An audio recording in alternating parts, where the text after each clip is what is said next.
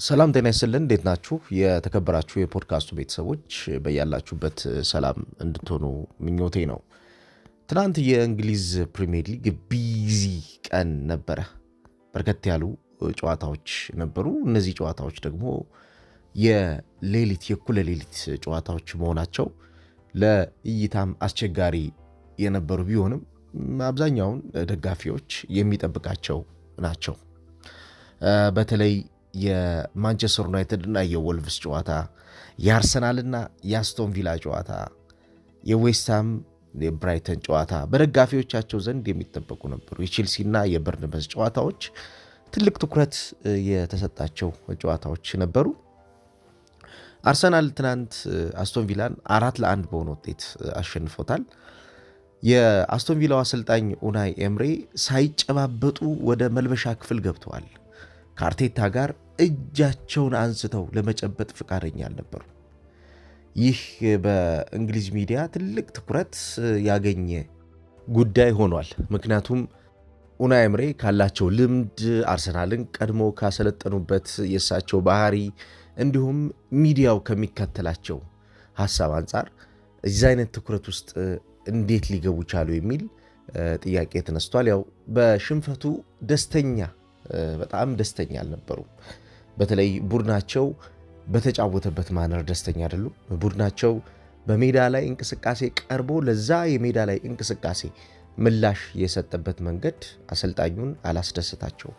ያ ነው እንግዲህ አሰልጣኙን በመጨረሻ ሰዓት የአርሰናሉን አሰልጣኝ ሚኬል አርቴታን ሳይጨብጡት ወደ መልበሻ ክፍል እንዲገቡ ያደረጋቸው።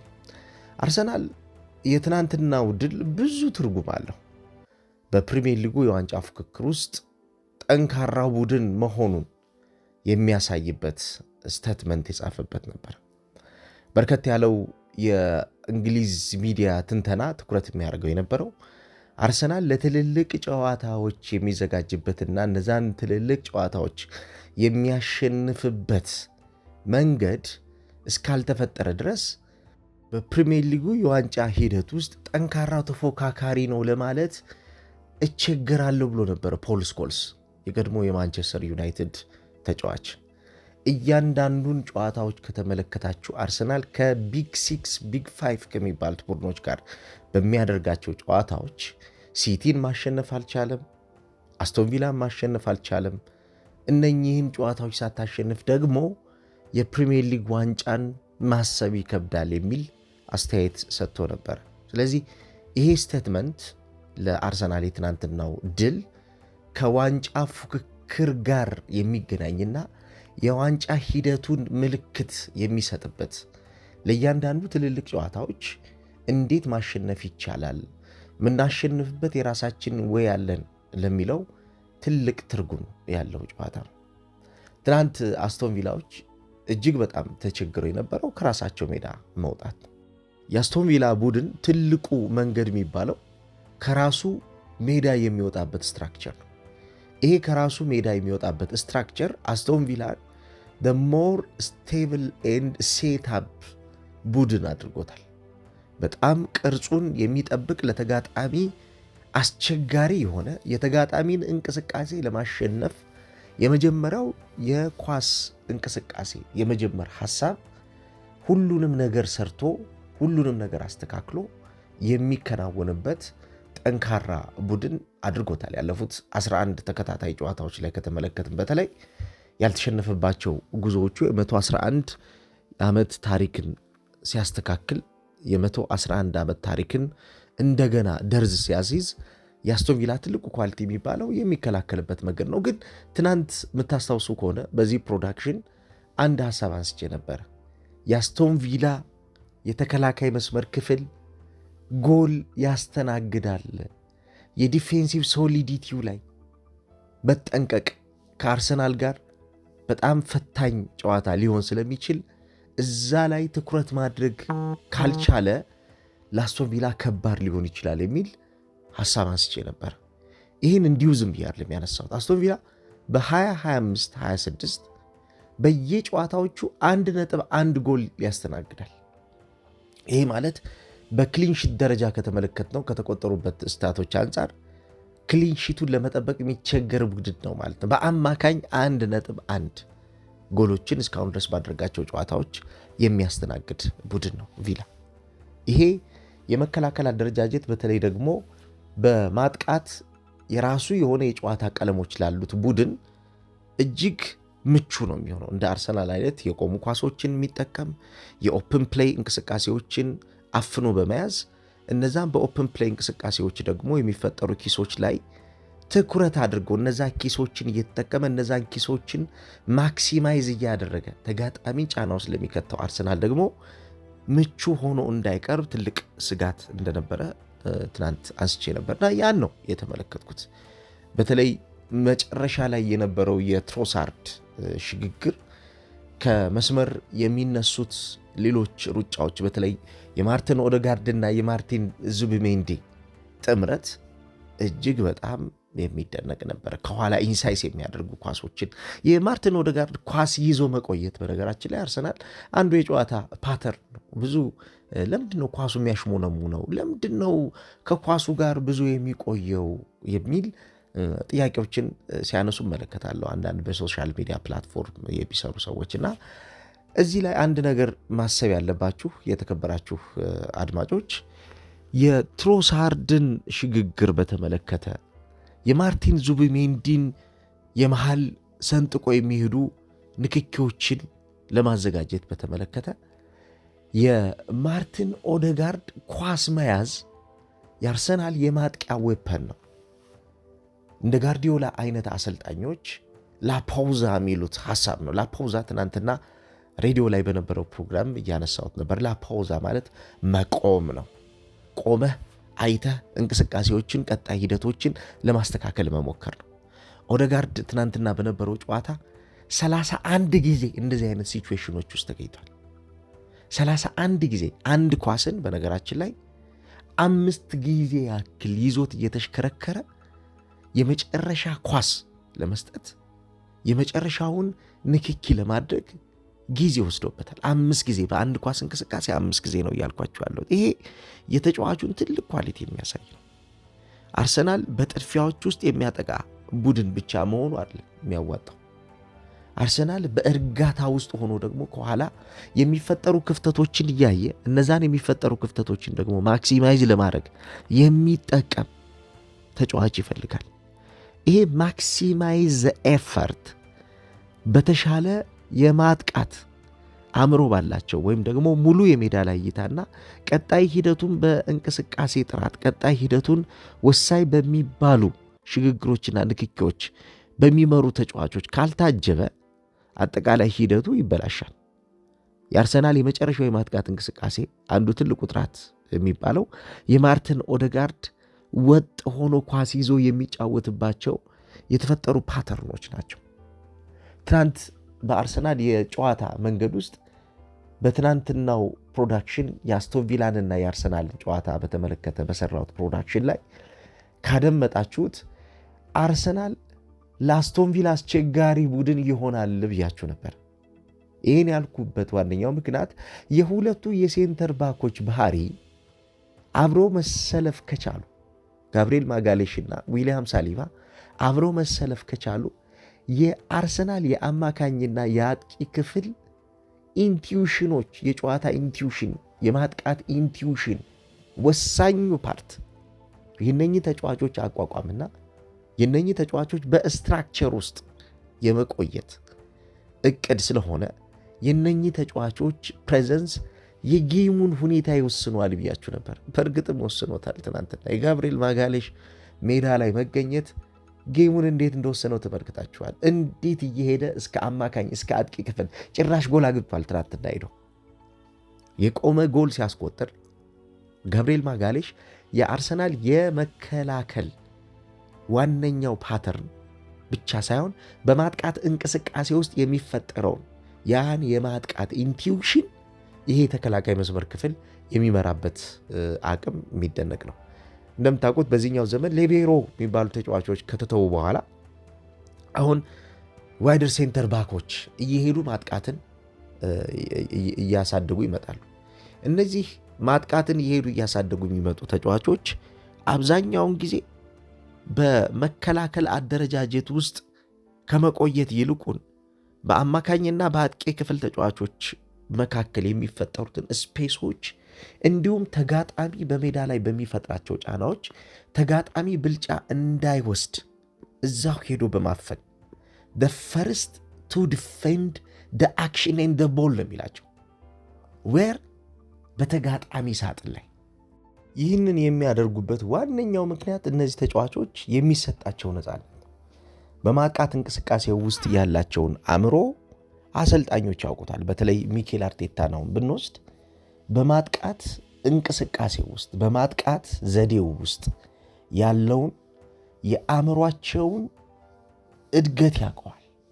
ስለዚህ እነኚህን ተጫዋቾች ለቆ ወደ ማጥቃት እንቅስቃሴ ውስጥ ጆይን እንዲያደርጉ ሄደው እንዲሳተፉ የሚያደርግበት ዋነኛው ምክንያት የተሻለውን ነገር እንደሚሰጡ ስለሚያውቅ። ለምሳሌ ገብርኤል የመጀመሪያውን ጎል ሲያስቆጥር ከተመለከታችሁ እዛ ቦታ ላይ የተገኘበት መንገድና ጫና የፈጠረበት ተጋጣሚ ጫና ውስጥ የከተተበት ፕሬዘንሱ በጣም የሚደነቅ ተጫዋቹ በቃ የአርሰናል ስነ ልቦና ነው የተጫዋች። የዚህ ተጫዋች መምጣት የአርሰናልን የመከላከል አደረጃጀት ብቻ አይደለም ስርዓት ያስያዘው።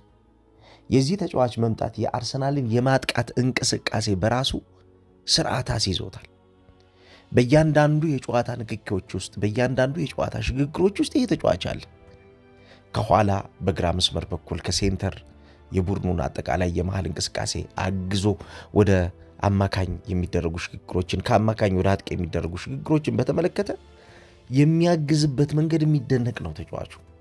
በቃ ለእንቅስቃሴው ወሳኙ የጎደለው ሰው ይሄ እንደነበረ ባለፉት ጨዋታዎች ላይ አርሰናሎች ሉዝ ካደረጉት አርሰናሎች ካጡት ሐሳብ ተነስተን መናገር እንችላለን። የዊሊያም ሳሊባ ከዚህ ተጫዋች ጋር ሲጫወት የሚኖረውን ነፃነትም ከተመለከታችሁት የአስቶን ቪላን የማጥቃት እንቅስቃሴ ይሄ አታኪንግ ቨልነራቢሊቲ የሚባለው ምንም በቃ እንዳያደርጉ ተጋላጭ እንዲሆኑ እገዛ እንዳያገኙ አድርጓቸዋል። ይሄ የአርሰናልን የእንቅስቃሴ የመጀመሪያውን እንቅስቃሴ እድገት የወሰነው ነው። የመጀመሪያው እንቅስቃሴ ደግሞ ስርዓት ያለው የመጀመሪያ እንቅስቃሴ ከሆነ ከዛ በኋላ በሚኖሩት ሁለተኛና ሶስተኛ የሜዳ ላይ ሽግግሮች ያን ያክል የደከመ ነገር ልንመለከት አንችልም። ያደገውና ጠንካራውን የሆነውን አርሰናልም የተመለከትንበት ምክንያት ያ ነው። ከጨዋታ በኋላ ሚኬል አርቴታ 2026 የምንፈልገውን ነገር እናውቀዋለን የሚል አስተያየት ሰጥቷል። we know what we want ብሏል። 2026 ለኛ የምንፈልገው ነገር ምንድነው የሚለው እናውቀዋለን ብሏል። እስኪ ላሰማችሁ ትንሽ። It's a beautiful evening, a very tough match. We knew top opponent to play against, and yeah, we had the first 10 minutes a bit shaky. ያው የመጀመሪያ 10 ደቂቃዎች አካባቢ ሼኪ ናቸው የሚል አስተያየት ሰጥቷል። አብዛኛውን እንቅስቃሴ በተለይ የተሻለ ለመሆን እየሞከርን ነገር ግን በእንቅስቃሴ የምናገኛቸውን ብልጫዎች ይበልጥ ማሳደግ አልቻልንም ነበርና በጣም ነርቨስ ነበርን ብሏል። ከዛ በኋላ ነው ወደ ሪትም ለመምጣት ጥረቶችን እያደረግን የነበረው። ወደ ሪትሙ ልንመጣ የቻልነውም በነበረን መረጋጋት ነው የሚል አስተያየት ነው የሰጠው። We had to adjust things and credit to them because they break our press and they had two situations they could run and they are very dangerous there. And after that we grabbed the game a little bit. ከዛ በኋላ ጌሙን ያዝነው ነው። ጌሙን ከጃችን እንዳይወጣ ጌሙ በተደጋጋሚ በዚህ አይነት አክሽኖች ውስጥ በዚህ አይነት ሲምፕል የሆኑ የጨዋታ አይዲያዎች ውስጥ ዝም ብለን ብንቆይ ከሆነ ሁሉ ነገር ከጃችን ሊወጣ ስለሚችል ጌሙን መያዝ ነው የመረጥነው ነው። በእርግጥም አርሰናል ከተመለከትነው ጌሙን ይዞታል።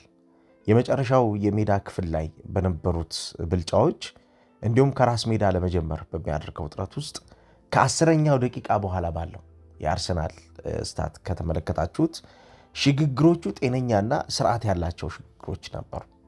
አንግሎችን ይፈልጋሉ፣ ፕሮግሬሲቭ አይዲያ አላቸው። ከዛ ውጭ ደግሞ የጎንዮሽ አማራጮችን ለማዘጋጀት ክፍተቶች እየፈጠሩ እንደዚህ የጎንዮሽ አማራጮች ደግሞ ቀስ እያሉ እያደጉ እንዲመጡ እድል የሚሰጡ ነበሩ። ስለዚህ በእያንዳንዱ እንቅስቃሴ ውስጥ ጫናዎች አሉ።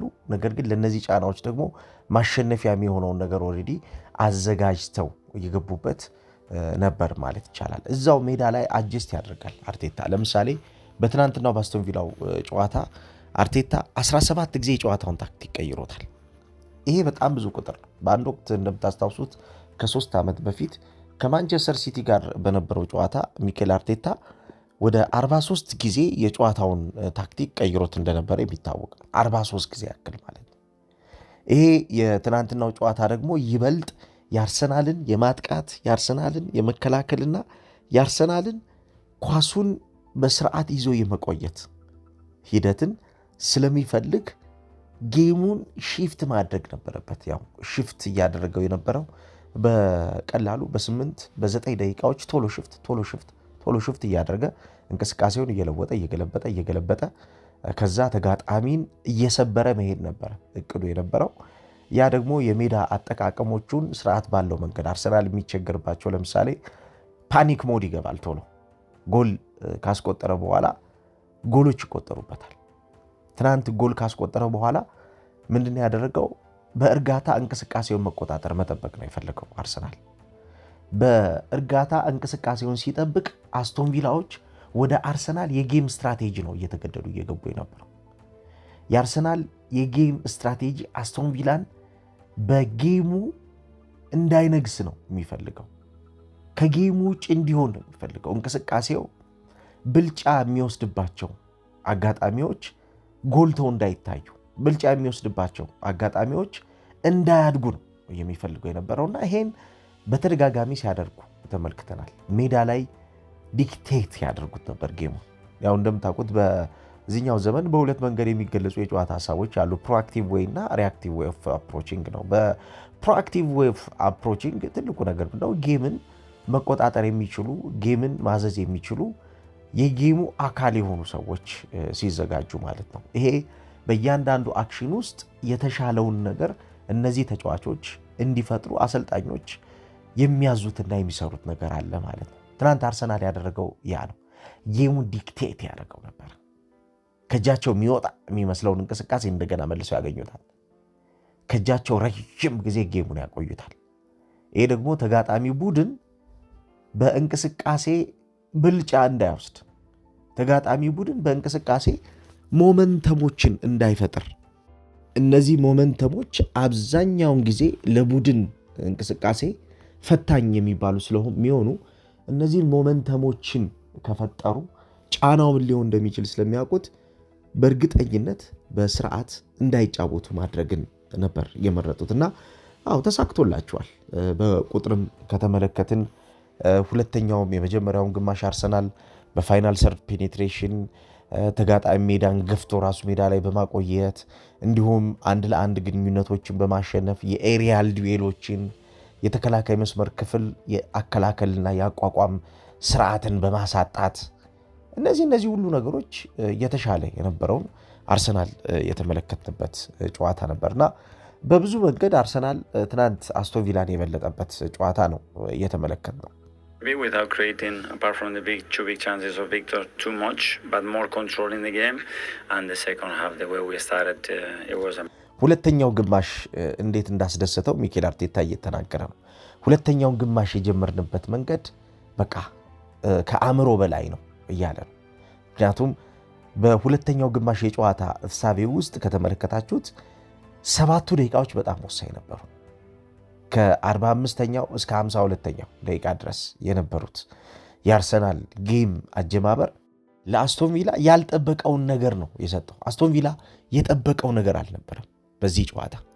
ሁለተኛው ግማሽ ላይ አርሰናሎች በዚህን ያክል አጸፋ፣ በዚህን ያክል ቶሎ ተጋጣሚ ጫና በሚከት እንቅስቃሴ ውስጥ ተገኝተው ጨዋታውን ይጀምራሉ የሚል እሳቤ አልነበራቸው እና የፍጥነት አጀማመሩ አርሰናል ቶሎ ጌሙን የጀመረበት መንገድ ጌሙን ለማስተካከል ከሄዱበት የመጀመሪያው 45 ደቂቃ ቀይጠው ድክመቶቻቸውን ቀንሰውና ስለው ጥንካሬያቸውን የመጡበት ሁለተኛው ግማሽ ነበርና the way we start ነው ያለው። the way we start was marvelous ብሏል አርቴታ። ሁለተኛውን ግማሽ አርሰናል የጀመረበት መንገድ በጣም ፐርፌክት ነበር። አስቶን ቪላ እንዲያስብ አልፈቀደም አርሰናል። አስቶን ቪላዎች ከመስመርም እንዲሁም አማካኝና በተከላካይ መስመር ክፍል ቦታ ላይ የነበረውን ብልጫቸውን እንዳያገኙ፣ ብልጫቸው የተወሰነ እንዲሆን፣ የታፈነ እንዲሆን መሰረታዊ የሚባሉ ክፍተቶች አሁንም ጎልተው በእንቅስቃሴያቸው የራሳቸው እንቅስቃሴ ውስጥ ደጋግመው እንዲቆዩ መፍትያቸው ከእጃቸው እንዲርቅ ያደረጉበት መንገድ በጣም የሚያስደንቅ ነበርና ይሄ የአርሰናል የጨዋታ ስትራቴጂ ትናንትና አዋጭ ነበር። የጨዋታ መንገዱ በተለይ አርቲፊሻል ትራንዚሽኖችን እንደሚጠቀመው ሰው ከተመለከት ነው ሚኬል አርቴታ በእያንዳንዱ የጨዋታ መንገድ ውስጥ ሮቴት የሚያደርጉት ተጫዋቾች በሜዳ ውስጥ ለሚያጋጥሙት ፈተና በሜዳ ውስጥ ለሚያጋጥማቸው ጫና ምላሽ እየሰጠ ነው። በሜዳ ውስጥ የሚያጋጥማቸው ፈተናና ጫና በሚዘዋወሩ ወይም ደግሞ በሚሽከረከሩ ተጫዋቾች የሜዳ ላይ የአእምሮ እድገት የሚወሰን እንደምታውቁት ተጫዋቾች አእምሯቸው በእንቅስቃሴ ማደግ አለበት።